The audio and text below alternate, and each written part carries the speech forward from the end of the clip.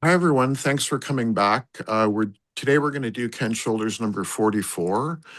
And it's kind of a special one because we're going to go back and look at some of the topics and discuss some of the things that we did before, but I want to tie it all in together. And today we're going to talk about the compact fusion reactor that was basically released by the Navy and in 2019. So thanks, Brandon. And we have Chip here today who's going to do some reading for us after. So yeah, let's dive in here.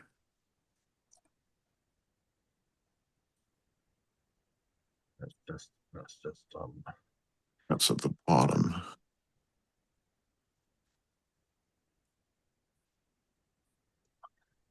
There we go. All right. So the reason why I brought this slide up is because I was asked on the Jeff Rentz radio show by Frank Chili, and he's the executive producer of the Jeff Rentz radio show. He actually brought William Tompkins on the show over 20 times. And I was asked on the show because I'm an expert on the Salvador Pius patents that the Navy released in 2019. So this show was on January 13th of 2023. And if you go to my Technology Envoy YouTube channel, there's actually a link there where you can listen to the show. So yeah, let's go to the next one, Brandon. And this is just something that Frank Chili sent me after the show. Basically, the part that I wanted to see, just keep scrolling, Brandon. That's the part I wanted to show you guys. There's Salvador Pius, and Salvador Pius is an aerospace engineer and an inventor at the Naval Air Station of the UFO, which is partially true. So I just wanted to show you the connection between me and Sal. We can keep going, Brendan.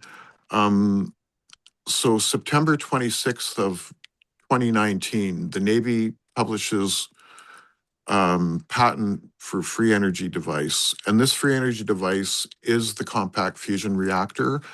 There's been a lot of talk about it lately. There's a lot of talk on X about it, on fusion reactors and infusion on X recently. So I thought it'd be a good time to bring this up again. So the next slide here, I think should show, yeah, so this is from the Naval Air Warfare Center. And this basically is the compact fusion reactor. And what I really want to bring up and show you guys is number 75 is in the center. And that is basically the focal point where you have a charge cluster mechanism that is there to tap the 0 point, essentially, as Chris Beskar has said. So what's really important here is these are rotating, but they're counter-rotating. And the other part that's very important here is that you see that the thing that rotates in figure 3, it's actually on a taper itself. So this taper creates a gradient, and that's kind of important. That's some of the stuff that we've been talking about. So let's go on to the next one. So this and that slide and this slide were provided to me by David Wilcock, who's the director of advanced technology at Stavati and a friend of Chris Beskar's. They talked about this stuff. It was more than 4 years ago when I got all this information.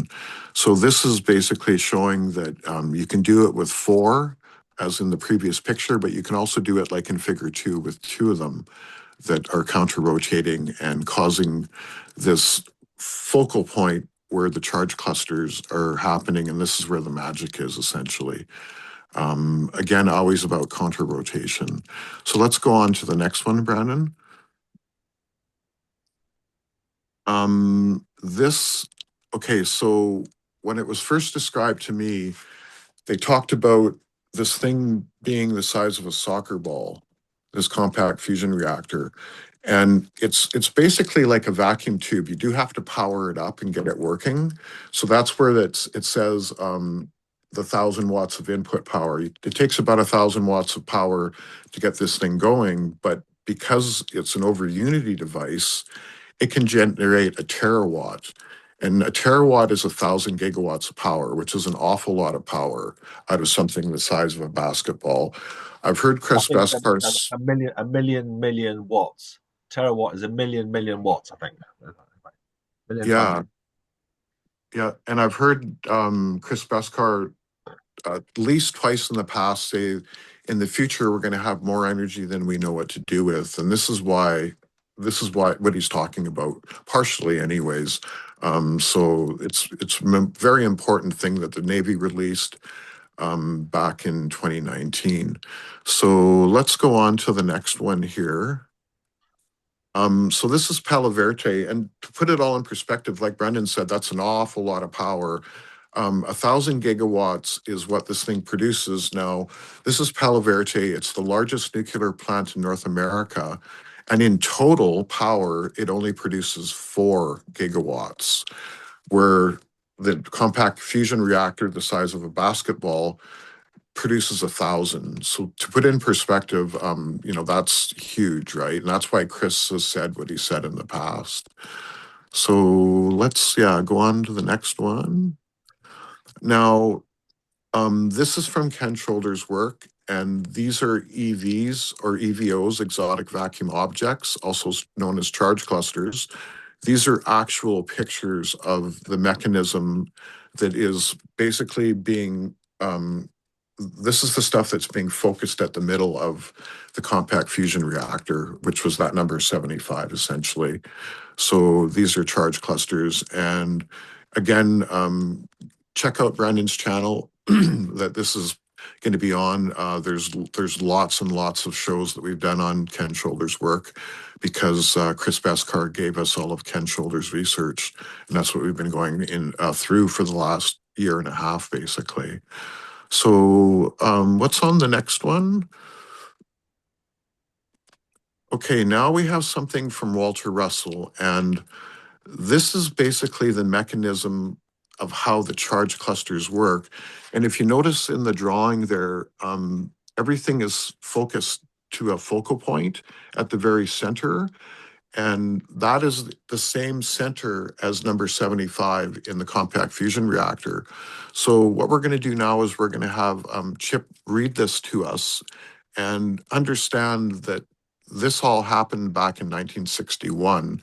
And here we are all this time later, where we could have had this technology. So this is something that Chris Beskar talked about in interview number 6 that we did, and the fact that we've waited an awful long time. So I'll let Chip do some reading here.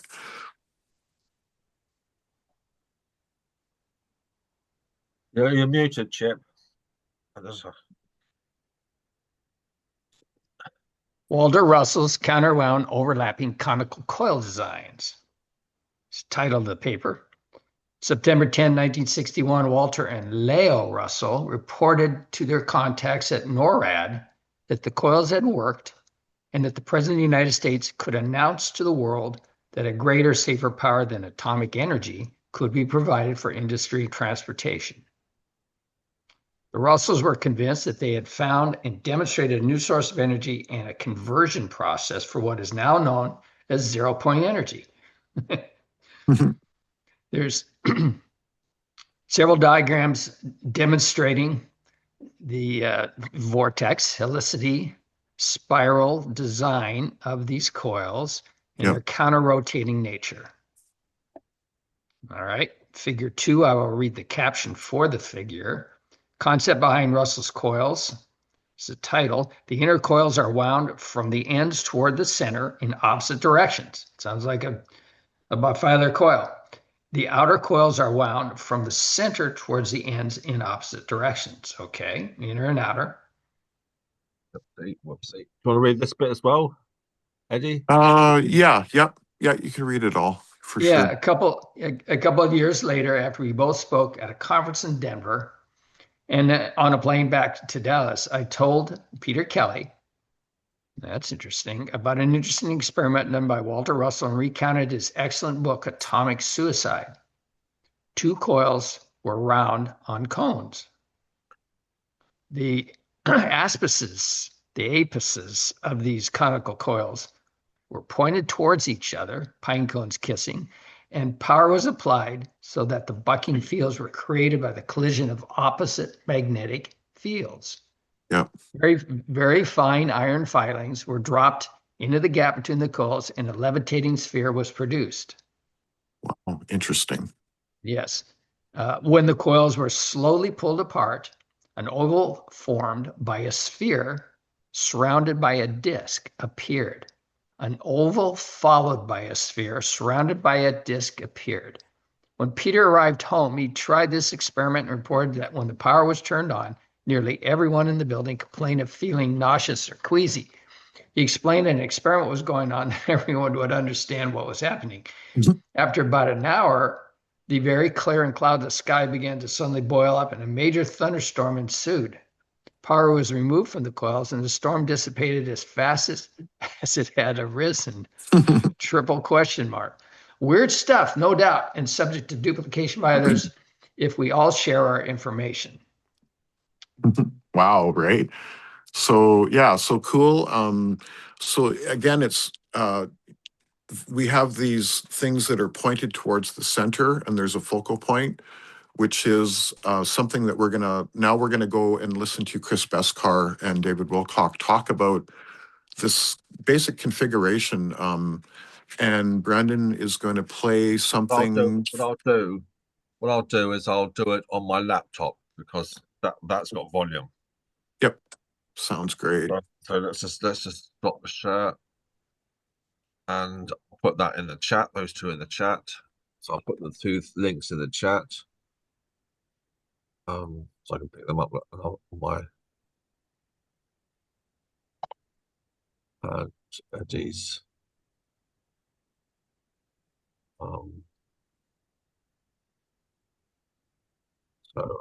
It's just so Okay, it's cool. stop the share. Okay, so now I'm showing with this. So share. Let me just get the sound. Let's try with that.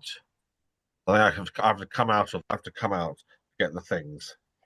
Yep. Just get the. So this is a little short that's done. It's on my Technology Envoy channel, and this is some information that came to me over 4 years ago from David Wilcock and Chris Beskar at Stevati Aerospace. And we're just going to play this for you because it totally relates to everything that we're looking at here. That was also filed by the same guy, Salvatore Pais. Isn't this strange? Just go back to the slide. September 26, 2019, the Navy publishes Salvatore Pais' patent for a free energy device. And here, right from the top page of the drive, look at this, folks.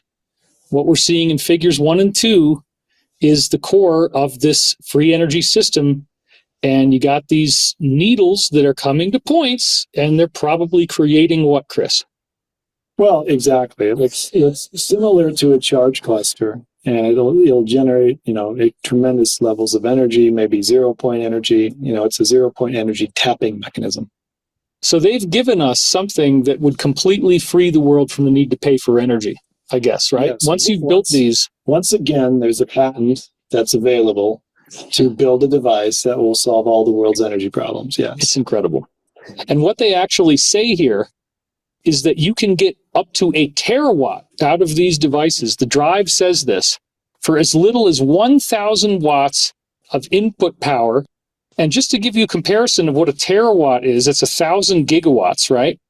So the Palo Verde nuclear plant only generates 4 gigawatts. So the Palo Verde nuclear plant, we'll bring up some images of this for B-roll that I don't have in the slides, but it was also filed by the same guy, Salvatore Pais. Isn't this? That's repeating it, right? Okay.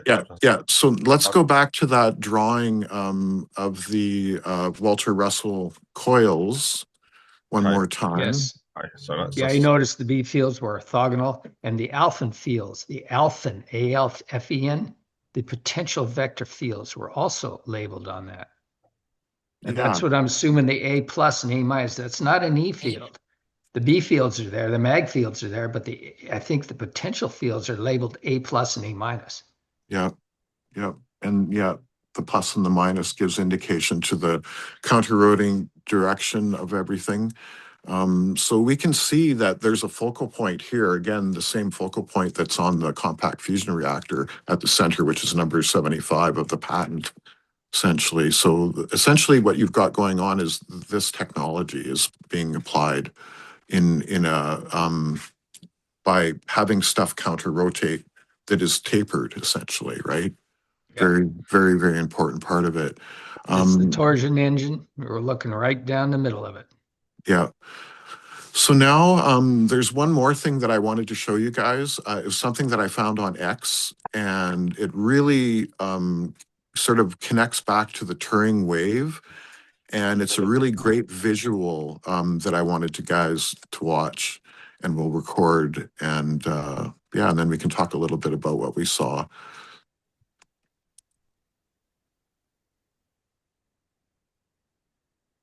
So, Let's see what I'm doing here. Okay.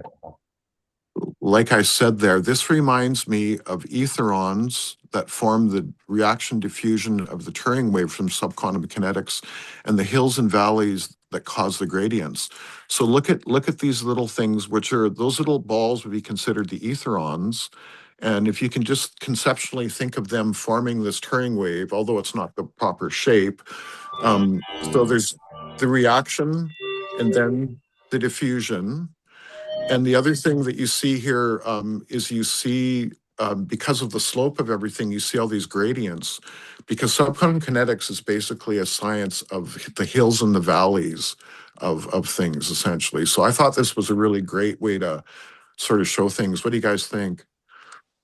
Well, it's very analogous to graphene. If you tear it apart, what you're looking at are the Dirac dimples that are naturally present in thin carbon films, graphene.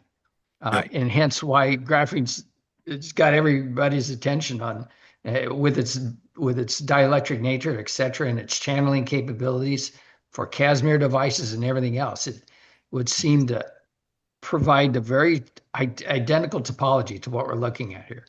Yeah, and you see how if you consider all those little balls as etherons, how that they come and they form, it's not the Turing wave shape because it should be a dodecahedron, but they form this shape in a reaction, and then the diffusion, they disappear again. And that's exactly what happens when they go from space-time back into time-space, and then they come back again. And I really liked, again, all the angles and everything, because it really shows the gradients of all that is very important in subquantum kinetics. So yeah, I thought this was kind of cool. I have to tell you one little anecdote. I was sitting in a dry wash with Steve Greer in a CE5 trip one time. Yeah. And saw this identical topology manifest in the sand in the dry wash. These tiny little Lego logs, if you will, these tiny little chunks that were completely sequential, not random. Yeah. Very, very, very strong structure to them, but sequential in time. Wow. Yeah. Cool. So there was like a reaction diffusion going on then again, if they were coming and then. Yeah. It was my first trip. I hadn't even been meditating for 5 minutes. The dry wash turns into this. I'm going, oh shit, this is going to be a good trip. How many other people were with you when you were doing that? 25 or so, maybe 30. And you guys were all like sitting in a group kind of, or what was the? Yes. We were out at the Anza Borrego State Park east of San Diego at the time. Yeah. And which is a really good place to go because you can get away from people. Yeah, that's very, very cool. You've told me quite a few really neat stories about being out with him and some of the things that happened. So very cool. So yeah, I just wanted to show this as the one last thing because it really kind of relates to subquantum kinetics, sort of. It's a really great visual. And if we could take something like this and make those little etherons form the dodecahedron and then have it sort of invert on itself, that's how we'd actually show a good simulation of the Turing wave. And that's something that we're going to work on in the future, essentially. So does anyone have any other comments before we end the recording or anything like that? So those little units, consciousness agents, are just Ether- precisely that. Yeah, Etherons, yep. Yeah, the primordial elements of consciousness. And so you can see they're like a flock of birds. They're Yeah. introspective, they're self-aware, they're moving in a coordinated fashion. It's a definition of consciousness, for Christ's sake. And at the subquantum level. Absolutely. Very interesting. Yeah, that's one of the coolest videos I've seen in a while. And Yeah, I know when I saw it, so I commented it on, put it on my channel so I could find it again, of course.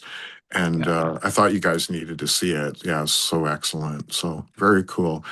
Well, okay. Well, thanks everyone for coming again. We'll end the recording now and then we'll get into a good group discussion. Thank you, everyone. I hope you have a wonderful rest of the day. Take care. Cheers.